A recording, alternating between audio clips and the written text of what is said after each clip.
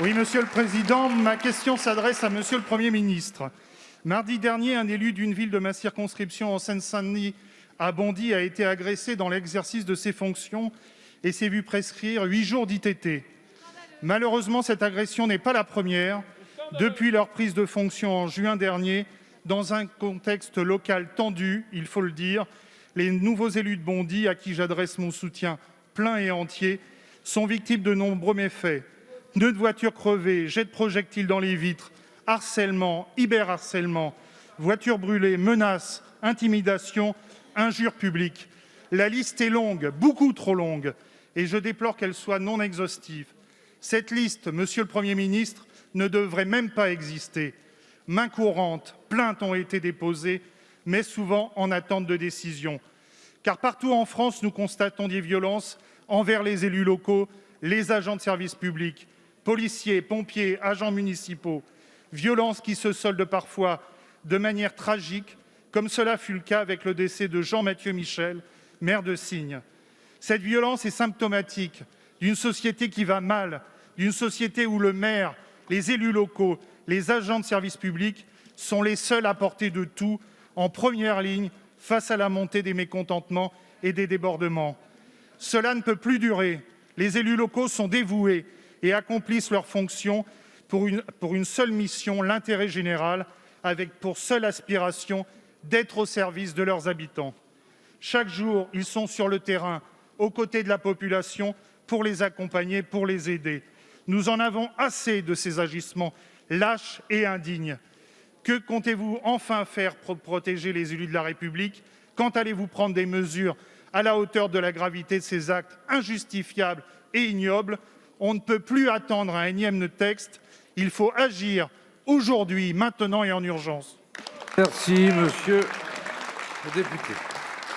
La parole est à monsieur Gérald Darmanin, ministre de l'Intérieur. Monsieur le Président, Mesdames et Messieurs les députés, Monsieur le député, vous avez parfaitement raison. La multiplication des actes contre les élus est une réalité. Avec le garde des Sceaux, avec Jacqueline Gourault, nous l'avons déjà témoigné. Et ces derniers jours, bien sûr, c'était le maire de Bondy, j'y reviendrai, par 2 reprises, vous l'avez dit, Monsieur le député. Ça a été le maire de Rieux-la-Pape, menacé, protégé par la police, et finalement les personnes qui l'ont menacé, arrêtées. Ça a été le cas du maire de Valence, menacé de mort. Et grâce au travail des policiers, grâce à la mobilisation de la préfecture, grâce à l'autorité judiciaire, ceux qui l'ont menacé ont été arrêtés. Et dans le cadre de ce qui se passe effectivement à Bondy, si l'autorité judiciaire a ouvert une enquête, pour l'instant, les personnes qui ont menacé et agressé cet élu n'ont pas encore été interpellées. Et je me rendrai jeudi dans le département de la Seine-Saint-Denis pour une réunion en préfecture à Bobigny. Et je vous propose, monsieur le député, si vous m'y invitez, de vous rendre dans votre circonscription, de rencontrer monsieur le maire et son équipe municipale pour lui apporter au nom du Premier ministre et de l'ensemble du gouvernement, évidemment, un soutien indéfectible et un soutien physique présent, en expliquant à quel point s'attaquer à un maire, s'attaquer à un élu de la République, c'est s'attaquer à la République.